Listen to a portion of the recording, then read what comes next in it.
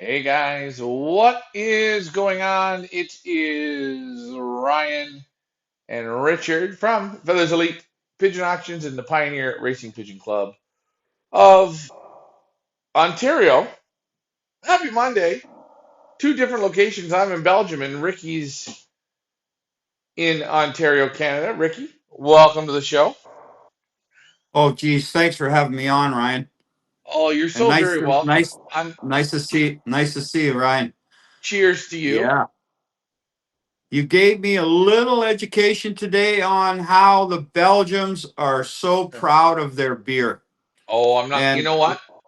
You know what? You like that, and I know you're gonna like that. But you know what?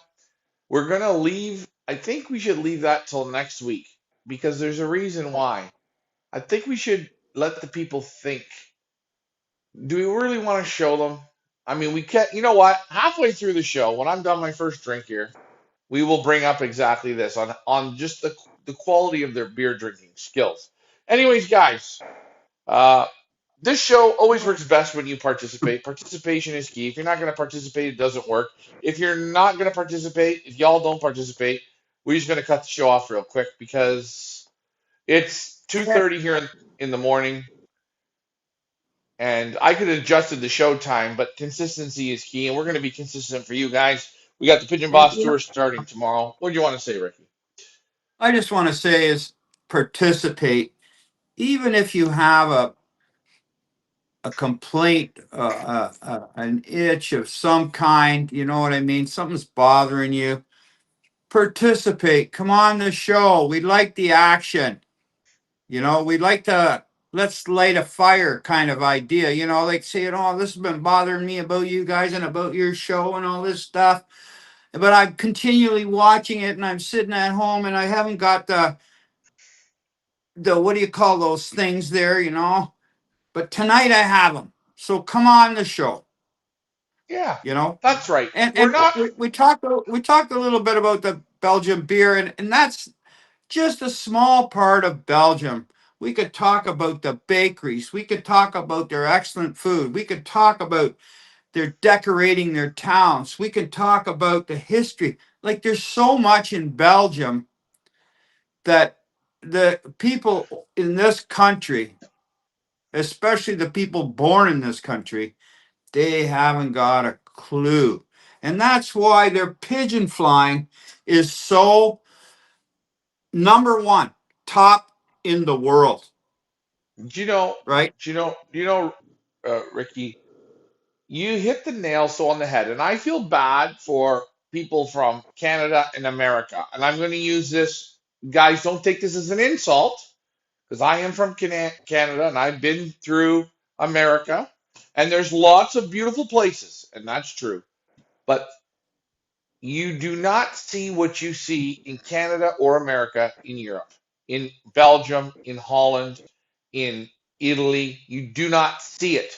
This is a completely different world. This is hundreds and thousands of years of people living. The churches, the bakeries, the quality in the food, the quality in the drinks, and even I find the people are a little different. We're not knocking anybody. And yes, the pigeon quality. Richard, I was at Plotton and Lanion's loft yesterday. Now, this is a loft in Holland. They put the pants on just like you and me. It's a husband and wife team. They got two kids that are 17 and 19. They've been champions in their area for about 20, 25 years. And it's so nice to see his championship results for this year. You know, he was fifth ace selection of group of two. He was third ace selection of group of three. He was second ace selection group of five. I mean, what are you talking about, sir? What are you talking about? He says, well, out of uh, out of 1,000 flyers, I was the third best guy selecting pigeons, first, second, and third to clock, or fourth, my first four birds, or my first three birds, or my first two birds. He had different rankings against a few hundred guys participating. The difference, I'm going to tell you something. any pigeon club that's running in Canada or America, every week you should have your first nominated, your first two nominated, and your first three nominated. So you have to pick your first bird that's going to come home. Then you have to pick your first and second bird. Then you have to pick your first, second, and your third bird. And the first, second, and third bird can come in any order. But people should do that because what it does is it helps you go into your pigeon loft, slow the down, and study your pigeons. I'm going to tell you, I haven't done it enough because I'm not from this area. There's a big advantage they have over me because they put a little bit more time in, a little slower. And I can do it. I'm not worried about me not being able to do it. I know, Richard, you can do it because there's only one way you do it, and that is make yourself a drink. And I'm using that as a something. Go in your loft and just sit there. Sit there for 30 minutes every night. And event, not on the first time and the second time and the third time, but by the 50th time of doing that, night in, night out, for that half an hour, you will be able to pick those pigeons. You'll be able to see the pigeons, providing you're not looking at your cell phone, right? Oh yeah, throw that cell phone away. And nowadays, too many people are just looking at cell phone. That is a large You, problem. Just take it and leave it in the house. you Done. know, you know, Ricky, I'm going to say to you, when you go to an auction, and I've seen you do it because you've bought some tremendous young pigeons that flown very well at a young bird sale. When you go to an auction, a little room auction, there's 20 to 40 birds.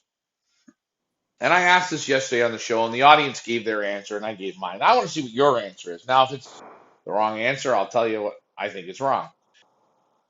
But my question is, and guys, I'll get to your comments here in a second. When you go to an auction and you walk in the room, what's the first thing you do? Like, what's your steps? You walk in the room, forget the pigeon guys. What's the first thing you do? I walk around, take a look at the birds, and what catches my eye. Okay. And then what's the next thing you would do? What do you do if a pigeon catches your eye? Uh, I like to handle it. Okay. I like to see how it responds when I put my hand up to the show cage. Yeah, I like to handle it. Yeah, Yeah. Then what do you do? when I handle it, Hmm. I see how it feels in the hand. I see if it's deep, how the buoyancy is on it, how the back is on it, and I know when you're going to a young bird auction, it is a lot of times hard to judge a pigeon that may not feel so good in the hands because as they develop, things change. But if you can handle a bird that feels to as close to perfect in the hands, normally it's going to be turn out to be a nice young bird. Okay, so let's say you handle the pigeon and you like it or you don't like it. What's the next thing you would do? I might look at the pedigree on it. Now, there's the See, key right I'll see, there. I'll see, I'll see, I'll see who it's from. I'll look at the bird first, handle the bird, and if I like it, then I'll look who is the owner of the bird Now, and the exactly, pedigree. Richard, you don't have to say anymore. Guys, you heard the steps. First, walk in the room and walk through the room and look at the pigeons. See what catches your eye. What catches your eye, you go to and you handle it. And if it still catches your eye, you look a little further. You look a little further and you look a little further. You don't start off, you didn't hear Richard say you walk into the room and go pick up the pedigrees. Or go to the guys, oh, there's Jimmy Smith's pigeon, or there's Van Zoren's pigeon, or there's the Jansen brothers' pigeon. No. You go and look at the pigeons. And what I'm saying is you have to use your pigeon fingers, your pigeon sense. So many people make this big mistake. They look at pedigrees. I was at Van Zoren's place. I was at Eddie Grugen's place. Hold on. I was at Joost Goosen's place. I was at, wait, one more. Pot and Leanin. You want to know the great thing is? Brought out pigeons. Handling pigeons, handling pigeons. Oh, this is a 10, this is a 10. 8 is a 10, 10, 10. Beautiful. Then we look at the pedigrees. Bang. You know, the next time, I'm going to say, I don't want to look at the pigeons. I want to look at the pedigrees. As soon as I do that, the quality of the pigeons turns to shit because I want to purchase for my clients super quality pigeons. Now, we got some comments here. But Richard, you and me, we think the same way. So people, if you're wondering what to do, even if you don't have pigeon sense, you have to go at least and look what catches your eye. If you can't handle the pigeon because you're scared or you don't know what you're feeling, you have to look at the room of pretty ladies and what catches your eye. Anyways, I ha- get to the point. when I handle that pigeon, Mm-hmm. I will know in a second, basically, what I am handling. You know, Well, you're you're I you're go, you're you're I you're go you're right on away. another If I level. go, I go, this is not too bad. I handle a little more. But soon I put it in my hand. If I say, uh, and I don't care who it's from, I don't want to. I don't want to handle anymore. Okay, so yeah, Yeah, and guys, JD says here, I go sit in the chair and I watch them. Yeah, I watch them. I'll tell you something. I'm gonna go to the Golden 10, and there's going to be at the Golden 10, there's going to be 100 pigeons on display. And these are pigeons from some top flyers, Chris Clarebot and Willie Daniels and Guy Van. There's going to be some top flyers all across from Belgium and Holland. And there are going to be 100 birds in the room. And the room, Ricky, the room is like, our showroom when we had those big auctions and there was 40 guys in the room. And there was 40 guys in the room and it was minus 25 outside. In that room, we didn't have no heat in, and everybody was in their t-shirts, and they were just pouring with sweat. Well, this event right. here, it's the same thing. It's the same thing. There's that The many only pigeon tr- guys. the only thing is you missed. The room is probably at least 1,000 square feet room. The room we're in Right. is it's a big room, but there's maybe 500 pigeon men in it. Okay. It's Now, probably as big, as large as if people would think here, a hockey hockey. arena. Yeah, a hockey Yeah, arena. That's right. Now, yeah, look, guys, yeah. listen to me. Listen to me. You can go in there when the doors open and the men run in. They're all doing this. They're doing this.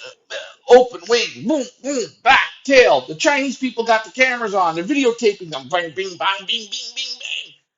Do you know when I go and look at the pigeon? I go, I'm going to go buy a pigeon. I'm going to go buy the Yelly Rose Ears pigeon. I go just before they close the room.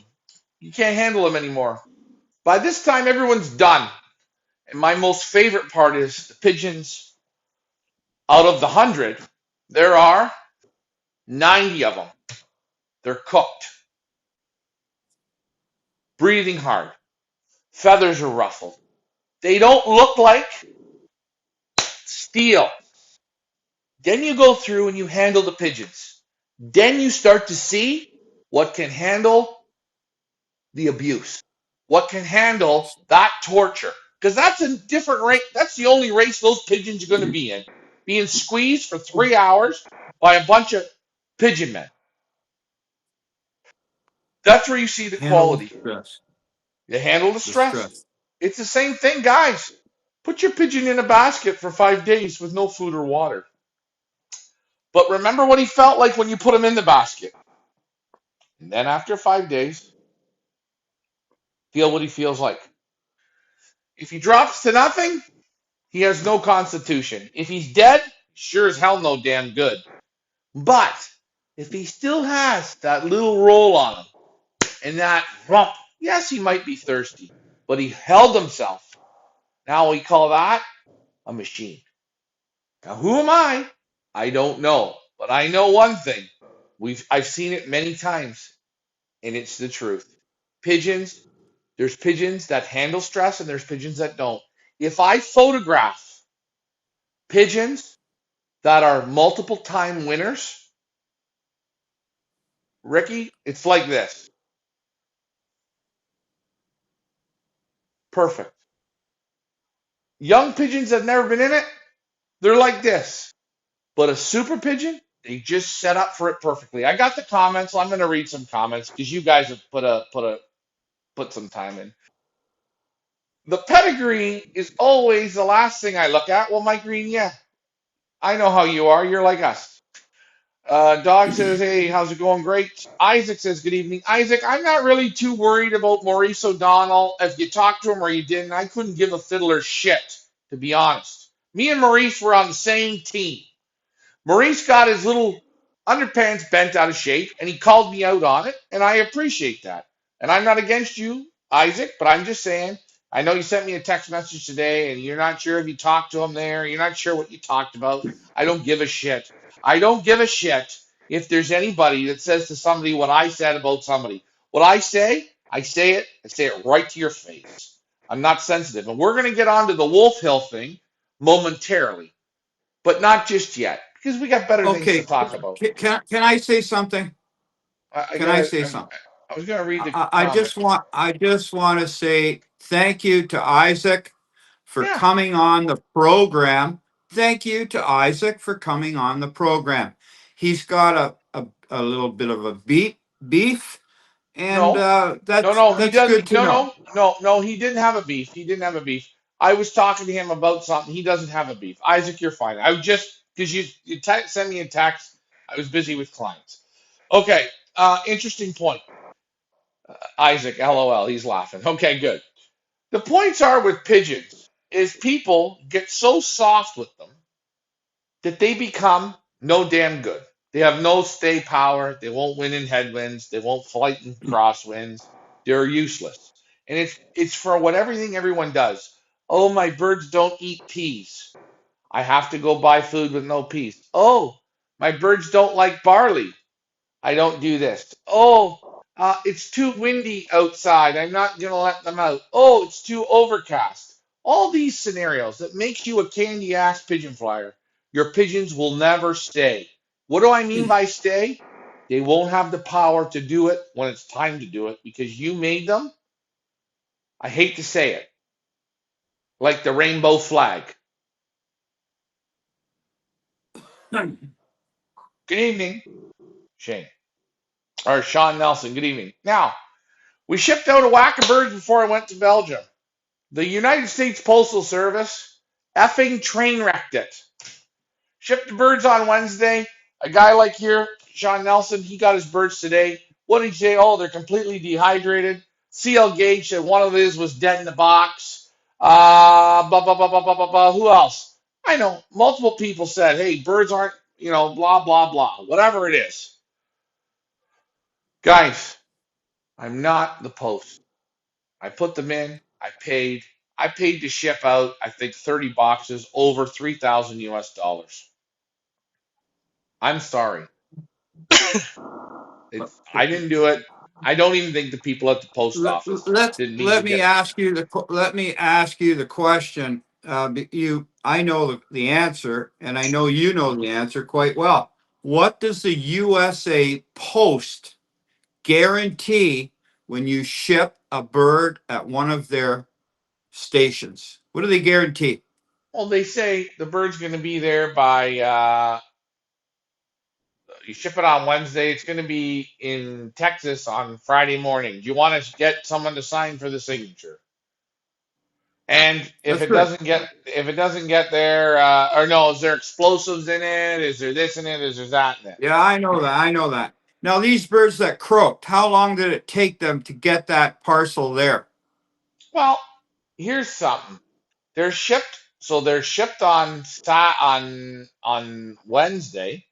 Wednesday they cross the border, so they're packaged. Obviously, they have to be packaged Tuesday evening, right? They get packaged Tuesday evening to go to the border on Wednesday morning. Wednesday they cross the border, and then they go to the post, and the post ships them. But what I'm thinking these post people are doing is, again, people don't give a shit about their jobs. They put them by the heaters. They put them in the corner of the warehouse, and a bunch of stamp lickers. They don't do their job, and birds get lost. But it's so bad on this group. The people who took the birds in, they didn't put the tracking numbers into the system. Now, the sad part is it's live animals. The sad part is you paid $3,000, and the sad part is they say they can do the job. Why in the world can't they do the job? I think they should even You do the know, job. you, They shouldn't. you know what? Yeah, I'll tell you something. We get birds in from Europe that did quarantine in Europe, and I believe they're basketed in the widowhood crates. Uh, Probably Monday afternoon. They're taking it to the airport Tuesday sometime. Hmm. And so they're in the crate Monday afternoon, taken to the airport Tuesday. They arrive here a lot of times, probably Thursday afternoon. So they've been in that crate. We don't get them till Thursday evening. They've been in that crate since Monday, I wouldn't say even Monday noontime. And they arrive here Thursday, usually around 4 or 5 o'clock. And by the time we get them cleared, it's usually about 8:30, 9 o'clock on Thursday evening. So those birds have been Monday noon, Tuesday noon, Wednesday noon, Thursday noon, Thursday, Thursday evening. We can get them out. They're vetted at the airport Thursday evening. They stay in the crates till Friday morning. We're not allowed to open the crates. They're sealed crates. So Friday morning, the vets come usually around 10 o'clock from the CFIA here. So, so we really got them 5 days in a widowhood crate. And we never have birds pass away in those No, crates. So no, I don't know what the post is doing over there in the States. no. Well, what it is just and I'm going to say MD Lofts. We sent the birds out. He said my birds tracking said Saturday to Bob Robertson. Bob Robertson from Wednesday. I've shipped about 50 boxes to Bob Robertson. I ship them on a Wednesday. They're at Bob Robertson's either Thursday afternoon or Friday morning. This gentleman here, and I feel really bad. I feel horrible because you know what? It's fucking bullshit. But his birds were shipped on Wednesday, Ricky. It's Monday evening. His birds still aren't at Bob Robertson's. I don't understand this. Now, here's the question you have to say. Okay? Who pays for this? Is this my fault? Is this the breeder's fault? Is it the buyer's fault? Is it the post office fault? But somehow, some way, the guy who bought the bird deserves the bird. But who paid? Who? How do you work this? I think the post office should pay for it. They But were now the ones that screwed up. here's the next thing. How do you say to the post office, that bird was $8,000. That bird was $2,000. That bird was $25. How do you how do you do this? You know? That's a good question. Yeah. I mean, you can make up anything you want, right? But I'm just saying, it's so sad. It's so fucking deflating when you're out here trying to do good for people and you bust your ass and you get the permits. And you know what? Out of 20 times you ship through the post, it's perfect. The 21st time, it's a full on elimination. Now, we got some more comments, but I'm saying this because you know what? I'm just disgusted. I had CL Gage. He was super upset. He was understanding. I said, "Hey, I'm gonna go get you. I get you some more birds. I get it. You're upset. You paid good money. I get it." Now hold on. We got comments. Oh boy, there's a lot of comments here. So we're gonna get. Okay, Brian Mancher says I only ship on Mondays because of the exact reason. I never want them to sit over the weekend. Well, every bird we shipped out, they said they would be delivered either Friday or Saturday. Now, okay, I normally don't have a problem. If I have a problem, it's one box. This whole group was. Screwed up. We sent, listen to this one. We sent Tracy. She lives in Rochester. I shipped the birds in Buffalo. It took her, shipped them Wednesday. She got them, I believe it was Friday night or Saturday morning. Buffalo Wow. to Buffalo. Buffalo to Buffalo. Wherever we Yeah. ship them, normally it's the How same place. They cocky how screwed everything. Now, how we got how far is Tracy's home from where you shipped them? It's like what, 40-minute drive? 40 minutes to an hour and 10 max. But it was her birthday and I couldn't meet up with her. So I said, "Hey, I'll put them in the post, you get them tomorrow." Oh yeah, it was 2 days to go there. I don't know what that post did. We're gonna have to fix it up, see what we can do. And it is what it is. But hey, I have the receipt. It's all paid for. I paid, I paid more money than I even thought I should have paid. But anyways, let's see what the comments are. I only ship on Mondays. Yeah, I know, Brian. You only ship on Mondays. I'm just reading again. I had two birds come back from California to MA last week, 7 days in a box. The young birds were fine. And that's another thing. I think I think the birds can handle it, no problem. But if they take the birds and they put them on a heat duct or buy a heat register, and the birds sit for, let's say, you take them to the post and they got to wait till tomorrow morning, and they put them by the heat ducts, heat register, and that heat blows to keep that factory warm. I'm just saying, the birds, the birds cook out. Let's see. Sean says they opened the box and fed and watered them on my shipping. Okay, well there you go. Like, see, the post does that. They opened the box and fed and watered them. Now, how many times I wonder, between you and me, Ricky, do they open the box and the bird gets out? It gotta happen. It It's has gotta to happen. happen. Has to, because Uh, 99% of the people that aren't pigeon people, they don't have it. Anyways, Donnie wrote me something. There's a flip side to what you're saying. I was a Dixie convention in Florida, and they had an auction to help the club who sponsored the convention. I was planning on buying. I was planning on buying any pigeon, but my partner asked if we were going to buy any birds to support the convention. I ended up buying a bird on the pedigree alone for $50. The bird was bred by very well. Okay, yeah, good. The man's still flying Spring Hill. Okay, good, yeah. All right, right. Guy winning. Okay, now that's really great, Donnie. And there is a flip side. Again, everything that we say, there's an exception to the rule. You know what? I'm going to say this. I'll tell you this right now. If I go to an auction and I know Richard Zonigan put a bird in, I won't go and handle it.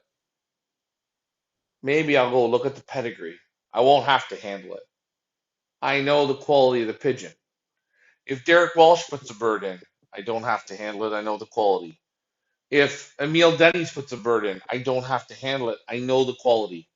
If Chris Clairbots puts a bird in, I don't have to handle it. I know the quality. I know it. But if there's a guy I never heard about, okay, I'm going to go handle the pigeon. There's certain people I know what they put in. For 99% of the people, go and handle the pigeons. And yes, you can just look at a pedigree every once in a while and hit it. Sure, you're going to do that. There's an exception to the rule. But Donnie, you know as well as I do, most of the time you want to handle the pigeon that you're buying. But I see a lot of people, they skip handling and they just read the pedigree. And I don't think you don't get better as a pigeon man or a pigeon person. Sean says you can pay for insurance on them at whatever they're worth, it says. Oh, yeah, yeah, okay. I don't know how that would work. And they don't ask me if I can put insurance on it. But I'm going to ask that on the next time, and I'm going to say to them each pigeon's worth $1 million. What do you think I got to pay for that? What would that be? Like yeah, that box there, box number two, the bird's worth 8,000. What would they charge you for insurance? And how much would you pay? And then how much does the breeder have to pay on top of that? So now, now the buyer pays for 8,000 for the bird. He pays the shipping fee, right? Plus, you're gonna say to him, "Hey, the insurance on this bird is 1,600. Do you want to put it on?" You get what I'm saying? It's ridiculous. I'm not knocking it. I'm just saying it is what it is. David Tracy says the birds are the ones that suffer. 100%. John says, "Hey Ryan, Ryan was great with me trying to figure out not much we could do." No, and that's the other thing. When we ship the pigeons, it doesn't matter if we're in Canada or in the United States. We have the tracking number, but the problem is when you call the post office, what happens? You don't get anybody. You get the dun, dun, dun, dun, dun, dun, dun, dun, dun, welcome to the United States Postal Service. If you want to speak Mexican, press 1. If you want to speak Puerto Rican, press 2. If you want to say that your package is stuck in your mailbox, press 3. And if you want to speak to a supervisor, press 367. Thanks for calling United States Postal Service. That's what it says. Okay? So you don't get nobody. You just go in a goddamn circle.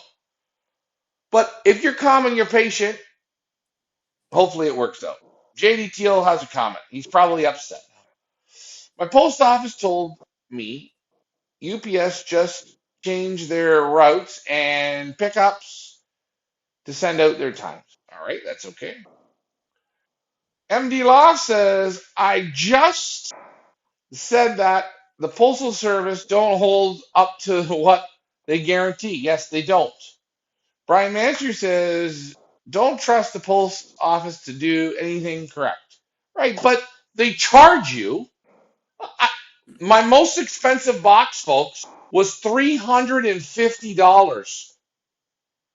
US, that's almost $600 for me. The birds still aren't there. Hold on. I'm only 4 hours drive from where the shipping was. Well, Sean, the next time we're not shipping you the birds because we're going to have a beer together and have a slice of pizza and you get them right in your hand. Jeff Henderson says, look at my buddy. I meet him tomorrow. Jeff, I'm going to pick up Heather and Steven, take them to the hotel, and I'll be at your place. I hope you're enjoying the beers that I recommended. I got some more for you. I can't wait to see you tomorrow, Jeff Henderson. Thank you for traveling from Australia to Belgium for our Pigeon Boss tour. I really, really appreciate it. I look forward to seeing you tomorrow. If you're going to get hammered, it's okay. I'm not going to pick you up till after 10 o'clock, so don't worry. And you're on, and look at it's 3 o'clock in the morning, so we're doing this all together. Insurance, Sean says insurance on the value of the package. Yeah, I don't know how that's going to work. Brian Mansker says you can't get insurance on pigeons because it's considered by the UPS. So, no, you can't get insurance. Brian figured that out. David Treaty says, I have a friend shipping 4 birds last year, supposed to be there in 2 days, ended up being 4 days, and he got his money back. Well, we'll see if we can get our money back. Last time I tried to get it back, I couldn't. Looking forward to it, says Sean. And Jeff Henderson says he can't wait. I can't wait either. So, that's good. We got a couple things tonight that we are going to go through. And I always like to say this to people. Richard, you know from how long we've been doing this. We've been doing this 7 years at Feathers Elite Pigeon Auctions. We take our time. You went with me the first time we came down here to start selecting pigeons for auctions. We've been doing this now. This is our 7th year. I have a good relationship with all of our breeders. I put the work in and I push the breeders to bring the birds to a high level. Guys, if you want to buy pigeons directly from the breeders, you can. And I say go for it. But there's only one thing that I will say. If you go through me, you don't pay me nothing to do it. I call the breeder and I say to the breeder, this guy's a Feathers Elite buyer. I want him to have the Feathers Elite experience. I want him to have a pigeon that's a goddamn 12. Not an 8, not a 7, not a 6. I want him to get a 12. A 12. Okay? Charge him however much you want to charge him in euros. You don't need a discount because the discount comes when you buy them at our auction because we charge in Canadian dollars. When you don't buy through us, you pay in euros. But I'll tell you, when I go and select with the breeders, the quality is at the highest level. So, guys, I'm telling you, stick on our team. We're going to help you get the best pigeons. And I'm going to give it to you at a price that you can't get anywhere else. Anyways, that's that for You know, that. I could say a couple words. Go ahead, Ricky. A lot of people are going to say, and who the hell are you, Ryan? Who the hell are you? Richard. I've been handling pigeons for roughly 64 years. Okay. And I have I have those pigeon fingers. And I don't know how many people really have those fingers. Have that sense. Have that look. When I look at a pigeon first, before I even handle it, I have to see that I like it. Then when it comes in my hands, I have that feeling. Goes through my body. I get goosebumps. How many of you have that feeling, that experience? I've handled so many pigeons, I know immediately when it comes in my hand, it's a cock or a hen. And I don't put my fingers up its ass.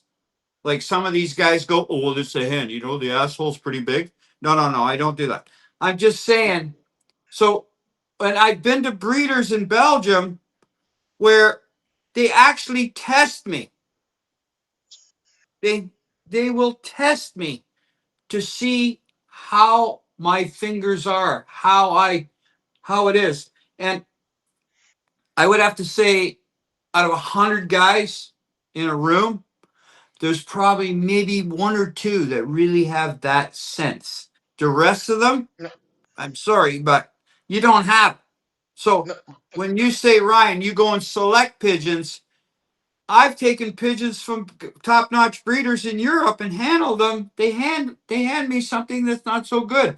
Then I tell them, no, I don't like it. I don't like this. I don't like that. Or they hand me pigeons that I should recognize some characteristics of this pigeon, which I identified, and they acknowledge that. you know, Where if you can't identify this, they see he didn't identify it. He didn't identify it. They right away say, "Oh, this guy, oh." But now that's what I'm for saying. for people wondering, how did we get into auctioning? Very simple. We did importing for Frank McLaughlin for shit 10 years. And or 8 years, or however long it was. We do imports, 300-400 at a time, 300-400 at a time, 300-400 at a time. Richard and myself, we go through them, pick the birds up 2 seconds. This is bad. This is bad. This is bad. This is bad. This is bad. You do 300 pigeons, and there'd be 7 nice pigeons. That would be real good. The rest of them would be broken down, big, deep, heavy, clunky, this way, this way, this way. And we started thinking, these people are getting somebody in Europe is not doing the research. And that's why, listen, I'm going to tell you something. The breeders that have been with me for multiple years, like your Van Zorn, I'm not going to lie, guys. I go there, I sit down, I have a cup of coffee. I can go to the loft. I can go and handle any bird I want. There's a basket of 12 pigeons. You go through them. When they hand you the pigeons, they smile, you feel it. Now, when it's a new breeder, maybe you haven't dealt with before, it can be a little different. You say, hey, I don't like that pigeon. That doesn't work. This doesn't work. Because you have to get on a page that they know that you ain't taking pigeons that should be put in the bin. I hate to say that. But that's what it comes down to. So when you call up a breeder, and I'm being honest with you, you call up a breeder and you're a little shy, you're a little intimidated, you say, yeah, I'd like a direct son off of the 019 from the Jansons. Yeah, yeah, oh yeah, okay, yeah. How much is it? Yeah, okay, yeah, yeah. Yeah, yeah, okay, I'll take it. You send them the money. They got you. Anyone has you. The pizza shop has you. Doesn't matter. But when you say, hey, I got a guy who's coming to handle it, or I want to come down and handle it, I want to put my fingers on it. I want to feel it, man. Well, now we're looking at a different pigeon altogether. Because if you know what you're feeling, there's no pulling the wool over your eyes. And I'm just saying, guys, I'm here for you guys. I don't get anything, but just say to me, hey, Ryan, you go in there, handle a pigeon for me. Look at last year. I went all the way to the Normans. I drove 2 hours to the Normans for a guy. He wanted a bird. We went and handled the birds. The Norman said one bird was 2,000, one bird was 4,000, one bird was 6,000. The guy didn't buy me. But I went and I handled it for him. Because you want to know why? He's a customer. I wanted to help him out. Anyways, we got some comments. JD Corns, orange pigeons. That Melanie should stand behind the product. Well done, my friend. Hey, listen, I'll say something. All the breeders that I represent, or we represent, Feathers Elite, they never give me a hard time. If a bird dies, they replace it. Dennis Sapin, super. Van Zoren, super. Uh, Emil Denny, super. And I'm not saying these birds, something happens. A bird dies. Here today, gone tomorrow. Tonight, I'm on the show. Tomorrow, I'm stone dead. You don't know. Hey, let's give an example. You call up a breeder there, they send a bird, and the bird has a little problem. You know what? It's got a little respiratory. It's got a little problem here. You know what the breeder says? Oh, yeah. Top breeder, It's third. eliminate it. That's Third. it. Hey, Eliminate listen. it. Don't Listen. treat it. Eliminate it. No hard Li- feelings. They don't say to you, well, what did you put in the water? How did you do this? How did you feed this? Wait a minute. If it shows that it got a weakness, eliminate it. I replace it. No hard feelings. you know, Eliminate it. I replace it. You know, you but know, we got guys here, they send birds to auction here. Well, Canadians, we're fed up with them. That's it. They send birds here for an auction. no. Hold The on. darn thing's Hold the on. thing's rattling, man. It's like Hold on. Now, now, you send it now for an auction, my friend. we're gonna get Knock it into that. off. We're gonna get into that in a moment because I got I had a threat last week that I'm gonna deal with tonight. And I like it, it's fine. But I'm not there yet in the show. So guys, if you want the old horsepower, you're gonna get that a little bit later here in the show. Now, Michael Peebler says, how long was your flight, Jeff Henderson? He said 26 hours, stop over in Dubai. I give you credit. I don't know if I could do that, and I really appreciate you coming. Man, do I appreciate it. Isaac says livestock can be dead stock overnight. That's right. Same like people. Here today, gone tomorrow. Those simple little bullshit cliches that you hear, it's the truth, man. That's why they're so simple, and that's why they remember over time. Here today, gone tomorrow. You know. Um, what I wanted to also say is pigeon flyers that like to clean their floor. You know what? It don't matter if you clean your floor or you don't. It don't matter if you have grilled floors. It don't matter what. I got a real bone to pick. There's certain feeders and drinkers out there. I call them the vent bone busters, and I know for a fact I've seen it firsthand. Okay, and I'm not. I seen it this year with a young bird that we had. Vent bones were like steel. Richard, you seen the vent bones were strong and they were big. Big and strong today. Handled the bird the next day. Vent bone was all mutilated. Now, what am I talking about? What am I talking about? You guys, you like to go out and buy pigeon stuff. I personally love feeding pigeons on the floor. Hey, if I want to have dry litter, I can feed them in the dry litter. If the floor is scraped, I put down a low tray with very low sides that the feed stays in. Clean tray, put the feed in, feed them. But, Ricky, these things here, I call them vent bone busters. Here we go. Your vent bone busters, guys. There's a vent bone buster. Look at the point on that thing. See the point at the top? Sure, the pigeon can't sit on it. But if the pigeon's fighting with another pigeon on the perch and he knocks him off and he falls, what does he hit, Ricky? He hits it. The other thing too is if your pigeons are on for feeding, those pigeons hit that, they hit the floor for feed, and they should hit that floor for feed.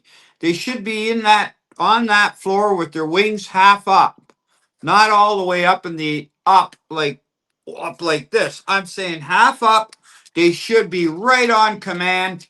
Time to eat, and they'll. That's the way they should be. But when you got a feeder like that, they come off the perch. You walk in there, they'll be all sitting on the perch. You give the little whistle, whoop, or shake the can, boom, right on the floor. They got to be there. But what happens is you get a couple of them, they smack their rear end on that point, and that, I'm telling you, that is not good. I mean, it looks pretty good. You say, well, my You pigeon doesn't want to sit on this, but you want me to tell you something?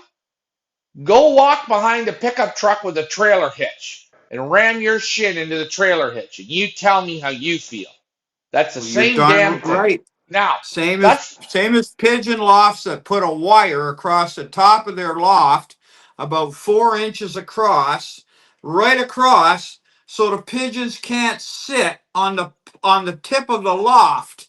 How many pigeons, I bet you, hit that wire and bust legs, especially when they're learning to fly? They hit that damn wire, hurt their wings, break vent bones. You know, you got a good point. all right. Here's another one. Here's another one. I'm just not a big fan. Now, again, this is the ultimate vent bone crusher. Take a look at this son of a bitch. It looks good. Look at it's got the aluminum, the stainless steel shine on it. Look at the point on that thing. Ricky. I'm gonna give it to you this way. Look at the size of it. Look at this thing. Does this not say I just screwed the vent bones up, the keel bone, I bent it, hurt the bird? You know what the guy should have put? Razor blades right across the top. So when the bird hits it, he guts himself automatically. Right. And here's the other thing. Guys, guys, you don't have to. You don't have to have feeders. You don't have to have them. You just don't. Feed your birds. When they're done feeding, take it away. Hey, if you want to put a feeder out, put something in the loft where the birds can't hurt themselves on it. Because I'll tell you, it really bugs me.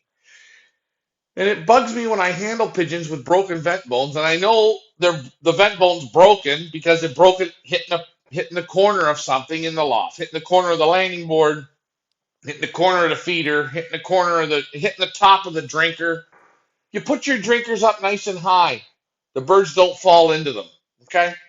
And what do I mean by this? Just take a look. Look at the point on this drinker. It's for your finger, right? You don't put it on the ground. Put it up. If you put it up 3, 4 feet, the birds won't fall into it, crash into it, smash into it. Here's another one. Put it off into the corner. It's not so bad. The point's not as bad. Safer. But some people, uh, they put these feeders out and they wonder why the vent bones are broken. But I don't even think they know. But I've seen it, and I just say, guys, to help your pigeons out, forget the vent bone crushing. This is a real good drinker. It's got a rounded top on it. Okay. Yeah, the odd bird might sit on it the odd time. but they don't smash the vent bones. Okay. And I always find they smash the vent bones. Same thing when the pigeons come in the loft and they're trapping. Don't have the feeder in front of the stall trap. Because when the birds come through the stall and they storm in, one behind each other, they push them into the feeder that's pointed up like this, and you have smashed pigeons. I always feed pigeons on the floor. That's So do it. I. That's and you And, know what? A and pigeon was made to land in the grass in the park and it's even bad when a pigeon goes to land in a wheat field, a field that's the wheat's been cut and you got all those stubble sticking up. And have you ever seen the frayed flights on a bird that's been fielding? But I do not see it. If I get the odd plug in, the flights aren't frayed. I think they learn how to land in a field of stubble. well, Richard, have you ever not noticed that wild pigeon in the city or in the barns, they have what you call street smarts. They know every angle of the wind because they go out every day in the wind. If it's hail, they go out in it. If there's a tornado that blows through, they go through it. If a raccoon goes up in the barn and scares them out in the pitch dark, they go through it. They're not candy ass. If the owner puts up knives, they walk through the knives to go to their nest. Everything that you're saying, this is why the wild pigeon is a superior bird. It really is. Now, racing pigeon guys, it's not the same thing. You put in the new, you can put in that new feeder in the loft, put birds in the new section with different perches. They act all screwed up because they don't understand it. It's new to them. So, guys, all I'm saying is these feeders and stuff, yes, they look great, but there's downfalls to them. That's all I'm saying. And I just wanted And you guys to know that. but remember one thing as well. It eliminates you accusing some guy at the club saying, "Hey, bud, you broke my bird's vent bone. You're a creepo." Okay, but you didn't realize that the bird hit himself on the feeder or wherever you had it sharp, whatever it was. You didn't realize, so you end up blaming some guy at the club saying, "You hate my guts. You broke my bird's vent bone." But meanwhile, hold it. There is one animal at the club. There's always one in the club that'll do that to you too, eh? So don't Well, don't You know, you right? know, I've gone to pigeon guys places, and I'll say this: I don't see this here in Belgium and Holland and Germany. I don't see it. When guys are in the loft, when you give them a bird back, they let the bird go respectfully. They let the bird go on its own, right? In Yeah. America or Canada, I see guys. You give them the bird back, right? Yeah, here, take the bird, and they throw it into the loft like it's a fucking tennis ball. Throw it in the corner. I Throw it know. up to the I perch. I And know. I'm going to myself, hey, you know what I want you to do? Grab your wife, right? Drag her out of the car, throw her into the house. When I see somebody do this, if I'm Distasteful. if I'm going to buy a pigeon, I'm not interested. I just say, yeah, you don't have it. But okay, I got comments. I hate it when I bring somebody in my loft and the guy stands there and he goes like this. "I like that checker. I like that one. I like this one. Hey, bud, Oh, yeah, fucks them all get up. out of I my know. loft." Okay, hold on. I got to read some comments. Mike Green says, I haul cattle at sometimes look great, but by the time you get them, yeah, they're dead. So Mike Green sees it.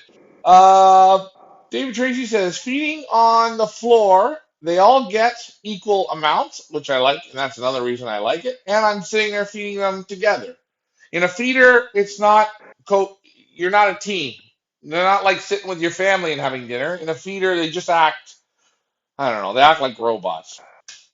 Bruce Dickinson says, ha ha ha, I knew that was the feeder you were going to talk about. Seen it a dozen times. Yeah, Bruce Dickinson, you know. And Oren says, if you have graded floors, you have to use feeders, right? Not everyone has sand. Well, if you have a graded floor, that's beautiful. Give yourself a very low feed tray. You put the feed tray in, feed them in the feed tray. The birds eat like they're eating on the floor. When they're done feeding, what do? You take the feed Take tray the away.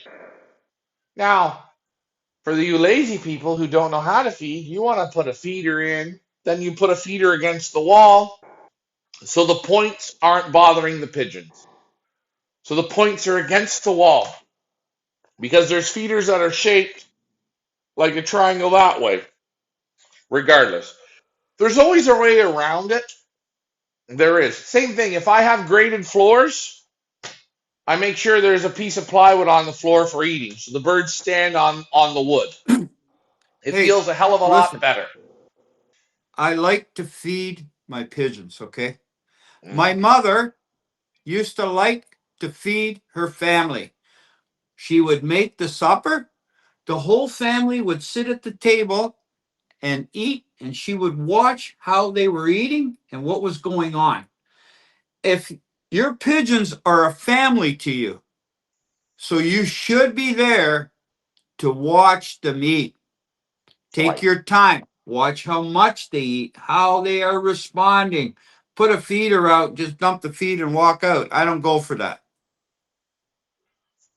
You know, here's another thing. The graded floors. Graded floors. Have they be wire? Have they be the dowels or whatever? The pigeons, they really don't like to stand on it. And if you want pigeons to eat when it's feed time, it's like yourself. Do you like to eat on an airplane? No. You're all bunged up. Your elbows can't get out. You can't work a fork and knife. The plate's small. It's uncomfortable. Eating in a car is not really comfortable either. But when you're sitting at home on your table, you have your drink and you have your nice big plate, your cutlery and your napkin, and you can sit there and you can recline back in the chair and you can just enjoy your eating. You enjoy your meal. You enjoy your meal. So when you feed pigeons with a graded floor and you make them stand on the grates, it's uncomfortable for them. Put them on wood, on a plank to stand on, so the feet are comfortable. Now they're eating much more comfortable. That means they're going to eat more. They're going to eat more relaxed. They're going to enjoy it more. These are small things, eh? Little silly, Well, stupid things. pigeons don't like to sit in a nest box with grating wire on the nest box because the Joe wants to pull a tray to clean them out. The Joe doesn't care about how the pigeon feels on the feet. You go take your shoes and socks off and go stand on a wire grating that the grading they have by the subway or wherever it's kind of grading. Fire exit. It's Oh, yeah. grading up there. Go stand on there with bare feet. Go stand on there for a whole night long in bare feet. Watch how you're gonna feel. I don't believe. Yeah. Oh, it looks pretty cool, eh? This is all like, look at this. He just will pull a tray and he cleans it out. Yeah, the pigeon doesn't like that shit. I know the pigeon doesn't like that shit. Okay. So we talked about this. And again, tonight I got the tour to do, so I can't be on here all night. Now we're gonna get to the fun part of the show. We got the Let options me come. let me mention something. They say it's very good for the body if you don't sleep once in a while for 28 hours to 48 hours. Very good for your body to All right, discharge. discharge. Okay, well, we're gonna make So this that's an fun. excuse. Okay, I like that. That's a good idea. Um, Okay, We're so gonna go get on. we're gonna get to our next point. The auctions are starting, and guys, follow along. Reminder, guys, the bids are in Canadian dollars. Reminder, guys, all the birds are in Belgium, so they can be bought anywhere in the world. We can get them out to you. That's great. Um, but last week I mentioned to you people on reasons why I don't resell pigeons for people. Okay. For instance, I sell Van Zoren's pigeons, the pigeons we just selected, Eddie Grugen's pigeons, Joost Goosen's pigeons, Emil Denny's pigeons. They come right from Emil Denny's. They come right from these breeders. They haven't ever been selected. They've never been asked to sell. This is the first time these birds are getting an option to go to the public. We sell them. Okay. I'm not interested in Gary Smith, Mike Jones, Tony Rogers, Millie Vanilli calling me up and saying, "Can I sell pigeons with you?" Yes, you can. What do you have? I have birds that I bought from the Jansen brothers. I bred them. They didn't really do anything. I want to sell them because you can get good money for them. Oh, I bought the birds from this guy. They didn't do nothing for me. I want to try and get some money back for them. I'm not interested in selling that kind of shit. There's iPigeon for that in America, and there's buy a pigeon in Canada. Those sites do that. To put crap photos up. They actually tell you the bird is completely crap. Now, is there exceptions to rules, and will you get the odd time a good pigeon out of there? I'm sure you will. But they're all tried and tried and tried again. I wonder, probably, if you could go back to iPigeon and ask them, they've probably seen pigeons sometimes on their auction site two, three, four, five, six times. The same pigeon gets put up by different people. Now, last week, I mentioned this, and my fault. This is my fault. And I owe this gentleman an apology. I got to apologize because, hell, I got to be afraid when I'm getting threats. So, you guys, I want you to read this and just read the white bottom one where it says today at 2:30 in the afternoon. It wasn't today. It was last week just before I left. I want you to read this, and I hope Wolfomania is watching. Oh, I hope you're watching because this is for you, my friends. Read it, my friends, and enjoy what it says. And I'm going to read it for you in case you can't read it. The bottom thing says, "You better apologize and take back what you said. I won't ever repeat myself." He didn't spell repeat right because he's got HDRD like I do. "I won't ever repeat myself again. You know F about me and what kind of birds I have. Besides, cross my way and you will find out who the wolf is." Now, I like that. I thought that was pretty damn good. Now I'm trying to figure out if Marion, Wolf Hill Loft, this is who this is. I don't know if this is a threat or I don't know what he's trying to really say. I said, "I won't sell your birds because you brought me Jesse Seduna shit that don't breed for you. I won't sell your birds because you brought a Yost Tone pigeon that didn't breed shit and I won't sell for you. You brought me John Black pigeons that were Yelly Rosier's great grandchildren that didn't breed shit and you want me to sell them. Where's Wolf Hill pigeons? Besides that,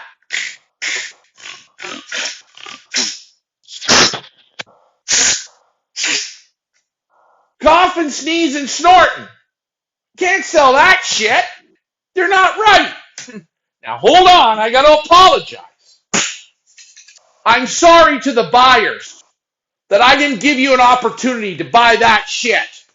I apologize to you. Now, he's gonna come. Wolf Hill. Big Wolf. He's coming. When I told him I wouldn't sell that shit, I lost a customer who was buying pigeons from me. But I had to lose one customer instead of lose all my customers. So now he's going to come and kick my ass. I think that's what I'm reading. You can come and kick my ass. You can bury me. You can put a gun to my head. You can strangle me. I don't care. That word's what you wrote me. Don't bother me. I live at 2651 Bloomington Road. You tell me when you want to come. There's no problem. But please do me a favor. Don't give me shit because I saved my customers. I lost a good customer and a guy I like. You got sensitive to that. Little sensitive. I'm sorry that that upset you. I'm sorry that you couldn't take the heat. I don't know what pigeons you have now. Best kittles, grandchildren of kittles, kittle plus three, yelly rose ears times eight, the magic twister. I don't give a shit. I ain't interested. But when you write me that, you don't know who the wolf is. Hey, listen, just noise, man. You know who you are? You're just like me. You put your pants on, you brush your teeth, you take a crap, you wipe your ass, you sweat. And guess what? You will die, and I will die. That's it. So why are you getting all mad? Relax. It's okay. You fly pigeons, and I like that. I just didn't want to sell those pigeons, and I'm sorry. I couldn't sell them. Had they have been straight Wolf Hill pigeons that had never been tried, probably we could have done something. But I'm not going to sell rejects from Jesse Saguna, rejects from whoever, rejects from this one, and rejects from that one. I shouldn't use people's names. I just had to protect the buyers. So if you guys wonder why I don't sell birds for Canadian people no more, this is why. Sensitive, man. Sensitive. And then when you call it out, they come to kill you. And that little comment there, that text message of shit, I thought it was, that's what I thought. That's what I think. They they they can't see the forest through the trees. He's worried about what birds he has. You don't. You have great birds. Enjoy them. Take them to buy a pigeon or take them to iPigeon and just flog shit off on people because I ain't doing it. And if you want me to apologize to you, Wolf Hill, I'm sorry. You're such a big, strong man, but you're so sensitive. Anyways,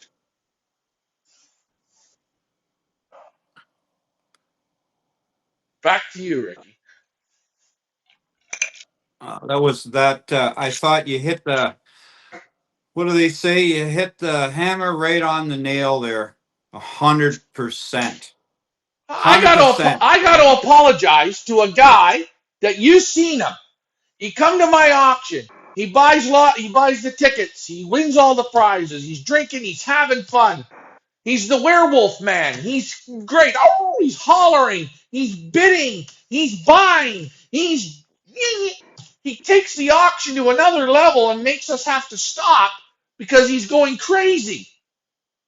And then when it's time to pay, we have a hard time. He does pay. Great. Fine. No problem. Creates a diversion in the thing. Okay, fine. I'm not against it. But what are you doing? You're so big and strong, and you're a big man. You don't have to tell me how big you are. What are you doing? You just didn't like what I said. I didn't sell your birds. I didn't make you 3 grand, 5 grand, 10 grand because I couldn't. The birds weren't there to do it. There wasn't the quality there. I don't know what bird you have now. It's 5 years from now. Don't come after me like this. And I'm sorry I You used know, your name. hey, You hey, know hold what? You know on. what? You know what? I thought he was a bigger man. But you know what I realized? I'm sorry. Some dogs have a big bark, don't they? I'm sorry, but I was involved in that when he brought the birds over for auction. Again, I say I don't look at pedigrees. I handled the birds, and I didn't like the feeling of the birds. Some were carcassy, not buoyant. First of all, not, and then I feel pigeons rattling, Right. But respiratory we, problem. we I talked. hold on. I said to you, Ryan, hold it, man. These birds got respiratory problem. We can't sell these things. Forget about who they're from. Why would you bring a pigeon with respiratory problem? Why? Because either number one, you don't know what respiratory is, or number two, you want to dump off your sick birds. You want to Right. just dump them and try and get somebody to get a big buck for, and what we do, we get the best money we can, but then Ryan looked at the pedigree, looked at the backgrounds of these things, and he's going, what? These things are like flogs. He bought a bird here, he doesn't like it, he couldn't breed out of it. Now he wants to flog it here. So plus the respiratory plus the shit. We said no. Call him up. Okay. Hold on. Tell him to come and pick his birds up. Then he gets pissed on that, right? No, hold on. I get the comment stream. Right. For my pigeons, for my pigeons on the graded floors, I invite them into the hallway. I like that idea. That's a very smart idea, Alvin. Isaac says, well, we booked Madison Square Gardens for the bout with the Wolfman. Good. I hope the Wolfman. I'd love to go to Madison Square Garden with Wolf because you know what? He would just obliterate me into the ground. I would be on the floor. He would beat me. He would jump on me. He would howl. He'd probably cock his leg on me. I Hold don't on a care. minute. Hold on a I minute. don't care. Hold on. He uses that name to intimidate people. It's like, hey, don't screw with me, man. I'm Superman. I'll rip you apart. I'm Superman. I'm Superman. Really, my name's Carl, okay? But You I'm know what? Superman. Let- And then, he does that to intimidate people. That's not his name. That's a stage name. Mr. Wolfie. Like, I like to see him in the ring with who is the guy there? I don't know. The wrestler. I you like know to what? see him go in a ring with a real wrestler. Want me to Like, say if you want something? to wrestle, don't Like, wrestle with a guy like me. listen, Go and pick a listen, real man that'll listen, wrestle with you. listen. When you Hulk, were a Hulk kid, Hogan. Hulk Hogan. when you were a kid, Let's get Hulk Hogan on, when you were a and kid, he'll deal with yeah, what's his name, Wolfomania.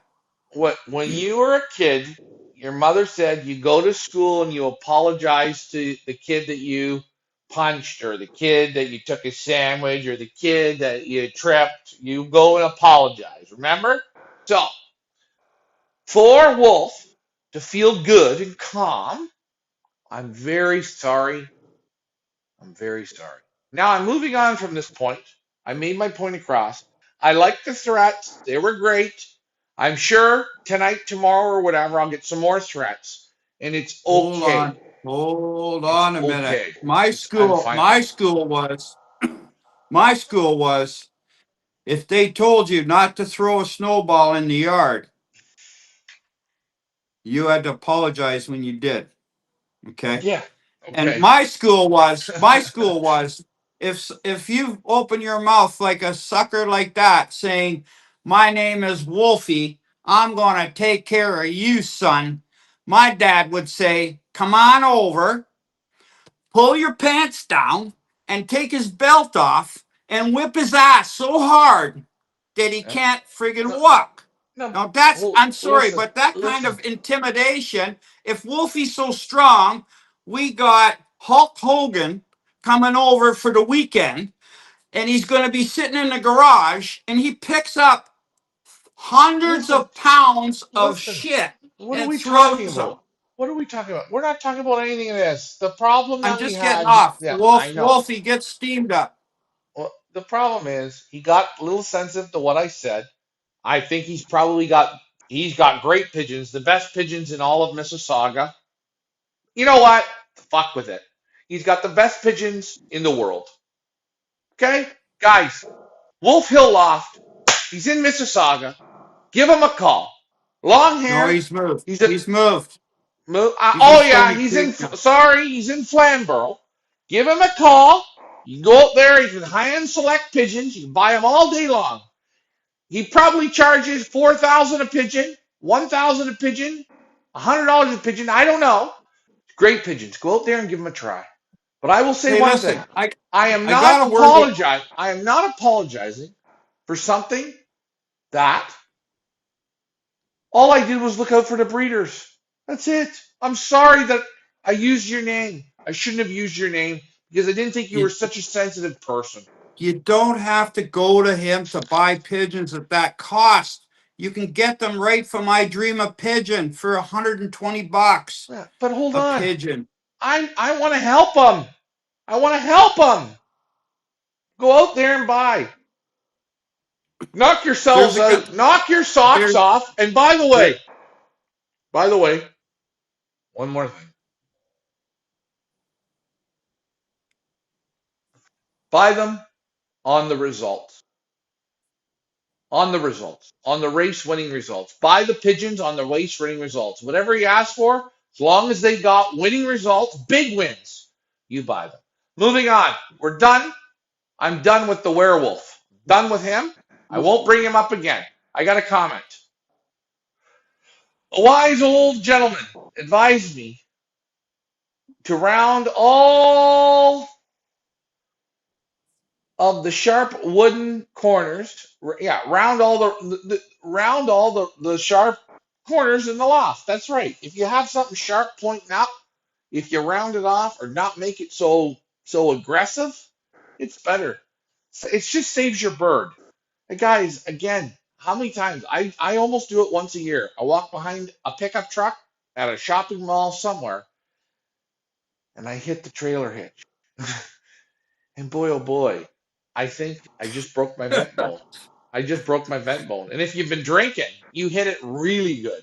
Like you really hit it and you just fly like the wind. But anyway, The thing um, is, I don't like those. What do you call it? The picket fence on the top of a loft with the points on it. I don't like that either. You don't need that. You don't need it. But guys need it because they don't know how to trap pigeons. They don't. They're worried about the pigeon landing on the loft. If you know how to trap a pigeon, it don't land on the loft. It comes right onto the board. So what do you need that for? But guys, they don't know what they're doing. They put a wire across the thing. So a pigeon comes in, especially when he's learning, he doesn't know there's a wire there. Did you tell him? Watch it. It's your first flight around the loft. Watch, I got a wire up for you. I want to show you what it feels like to hit the friggin' wire. Come on. Okay. so yeah, I mean these are all things and things that you people sort of don't think about when they buy a feeder or certain feeders or drinkers or even you can have these feeders and drinkers, but it's even the placement in the loft of where they are, or you feed them in the hallways. You can make some other adjustments, but we're just showing you or telling you, hey, why sometimes things happen, right, to pigeons, and some reasons why. And you do what you want with the information, what we give you. It's fine. It's you do what you want, but You know what you the wonder best way what. is to feed your pigeon? Go and sit on the floor with your legs crossed, like cross-legged. Sit on the floor Mhm. and feed your pigeons. They come on your knee, you feed them. They come on your shoulder, you feed them. Everything's round, you feed them. There you go, like that. That's what I like to do, right? Right. Well, and everyone has their different ideas, but we try and open up the thinking. You got to open it up to say, well, why did this happen? that's one of the reasons exactly why. You know what I mean? 100%. Well, I guess Ryan, you got to cut this show because you got to get rested up for the morning, right? Yeah, I gotta drive about a 40-minute drive to pick up Steven and Heather Collins. Their flight comes in around 7:30 in the morning. Start our tour. Tomorrow we're gonna go visit Guy Van den Aura. We're gonna get to the hotel. We're gonna have some lunch, have a great dinner, and we're gonna start the Pigeon Boss tour. This is our second one, so it'll be fun. It'll be interesting. Now, are you going to let them actually just come off the plane and start taking them on tour? Or are you going to really, you want to really see what kind of pigeon men they are, right? Well, Je- You're gonna put them on a our- how does that work? Jeff, Jeff, Jeff was a smart traveler. Jeff is already at the hotel in Belgium now, and he's in the night. He's in the mode where he can't sleep. He's like where I still am. Oh, I know what But that's like. the problem is tomorrow, about an hour from now, Jeff's gonna feel like shit, and he'll go to bed, and he'll get up at 8, and he'll go, "Oh, I gotta get up." Then really, no, you don't. You want to stay in bed till like 11, and that's fine. But Steven and Heather, they're traveling 24 hours or 23 hours or whatever it is, and I got to pick them up at 8 o'clock in the morning. And I booked the hotel for them so I can just take them straight to the hotel and they can go right to their room. They can have a shower and they can just kind of, lay in the bed for a little bit and relax. Like, hey, But pass out. yeah, or question their life choices at that point. And then I'm gonna go back to Brussels and I'm gonna go pick up Jeff. By this time he'll be chomping at the bit. Bring him back. Then we're gonna meet in the guest room at the hotel. We have a little room there where we have drinks and stuff and some sandwiches, and we're gonna sort of have a quick chit chat. We're gonna analyze how tired Stephen and Heather are. And then we're going to go down the road to Guy Van den Aura, and we're going to go look at some pigeons there for a little bit. And I'm sure they're And gonna sleep in the car. yeah, then what I'm going to do after we do that is I'm going to invite Guy for dinner, and we're going to all eat and drink, and we're going to see how much eating and drinking we can do. And we're just going to have a good, fun night for the first night. But, it's so great that people believe in what we're doing, and they come on this trip, and they fly 22 hours to be a part of it. You know, I call them, those are real diehard pigeon people, you know? And I know there's a lot of people that wanted to come and maybe they don't have a passport or family issues or finance. I get it. But I'll say something. The price that we made it super affordable. We made it priced properly. And are we going to do it again? I'm not sure. We might not. But I know one thing. I'm so happy that both trips we got people to come on. And, I talked to Van Hee. She's super excited. I talked to Van Zoren. Look at Van Zoren, what he posts. I'm looking forward to seeing the people. Yes, this is what it's about. It's a once in a lifetime opportunity. It's a bucket list thing. It's something that you're never going to experience again. You can go on cruise ships. You can go to the Amazon, you can go to the rainforest, you can go to the North Pole, you can go see the CN Tower or Niagara Falls, you can go to Marineland. But I'm going to tell you something. This is different because you're going to meet all different pigeon men that are at the top of the level.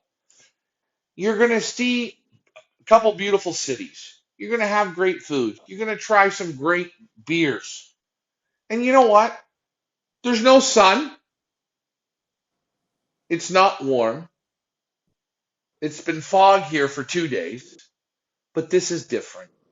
And I really appreciate the people that come on the trip. And I appreciate the people that always say to me, I wish I could come. I wish I could come. And for those people that wish, that's why I want to do another one. But I don't know if I can do another one. So we're going to see. But I just hope that the people that come on the trip, they really enjoy themselves. And I really have to thank my breeders for it. because the breeders was what make it happen. Anyways, hey Ricky, I think this was a good Monday night show. What are we on? We've been on for an hour and 25 minutes. Do you have anything else you want to say before we wrap this up? Um, you know, I just want to say that I've got some late breads here that I've been letting out, and I'm letting them out around 1 in the afternoon, and I think they figured out because we have a hawk kicking around, and they figured out what he's about, And if they go out every day, they learn. They learn. If you only let them out once a week, they don't learn. If you let them out every day, they learn. I see it. Well, you know what? Let's You, let's come you let's come let's come back to this. Every week we're gonna wrap up with how they're doing. And let's see when the Hawks starts to win. Now, I'm and these late breads, I shouldn't even have let them. Uh, I shouldn't have them. There's about 20 of them, and I'm just saying, you know what? I'm just studying the habits of the birds. Like in Belgium, they have hawks year round, right? yeah, they do. Year round. They do. Here, we get the hawks now, well, from the middle of September right till middle of April. And the hawks, I'm not letting them out when it's overcast or Ricky, rainy. I'm not letting them out. I'm letting them out when it's nice and crisp. The air is nice, and they, so far, Ricky, can I I've ask you not a had a question? problem. Yeah, Ricky, can I ask you this question? but Did you ever go to an event with mom and she would like give you a word or something and you knew it was time to go? Did she ever do that yeah, or yeah? yeah, Well, when I said to you, I'm a I'm ready to wrap up because I'm getting tired now, right? yeah. And and I said, do you have anything else to say? And basically, what I was saying to you there is basically just end it kind of quickly, shortly. Oh, Don't yeah. get I see what don't you get mean. into a whole other topic, which I get. But we're gonna go back to this topic because you're Yeah, starting to let them out. Let's see if the Hawk can start to win. You're gonna play your game against them, and he's gonna play his game against you, and we're gonna and follow this along every I'll Monday. tell you. I'll tell you something. When those birds know they're in trouble, there's some trouble. Mhm. They drop out of that sky and they hit that board and they go right in like bullets. Like, right? They don't have to even be called. The only thing you got to watch is the hawk. If he figures out where the hole is, Well, now hey, you're in trouble.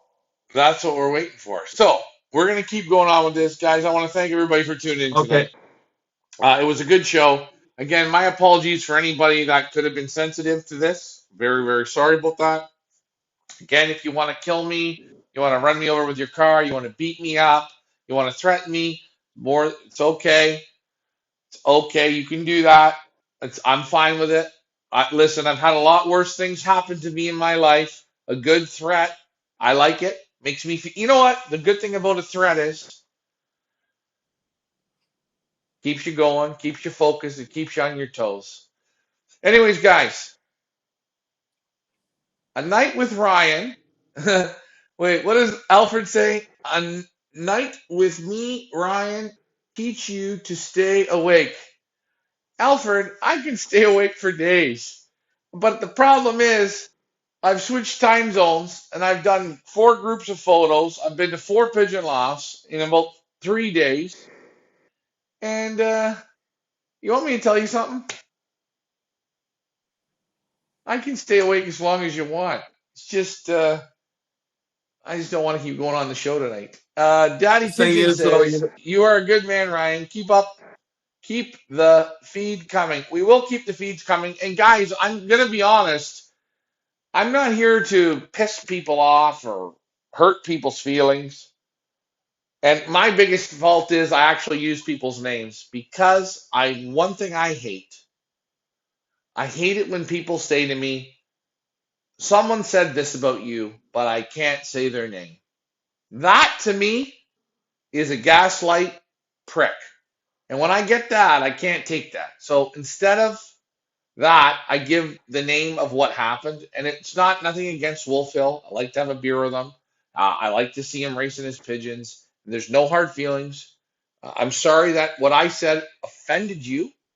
I was looking out for the breeders. And in turn, I lost you as a buyer and you want to kill me. And you can kill me. I'm sorry for your sensitivity. Remember, today, it's like on Sesame Street. The letter of the day is S, and the word of the day is sensitive. That's Loft Manager Richard. I'm Ryan from Belgium. Guys, you were on the Monday Night Family Show. We talked a lot of things about pigeons tonight. Wait till next Monday night. Who knows? I might be dead, or Ricky, your loft might burn down. But until then, you'll have to wait to see us again. Follow me on the show. The Pigeon Boss Tour starts in just a few hours. I have to By go. the way, by the way, I Yes. booked Hulk Hogan to come with Wolfomania. Come on in and throw people around. All right. Hey, I gotta go, guys. I'll talk to you Shipman. later. I'll talk to you later, Ricky. Here's the music. Hey, guys, watch this video. These are the people that make these trips so great. Watch this video and enjoy this, guys. You guys are the best.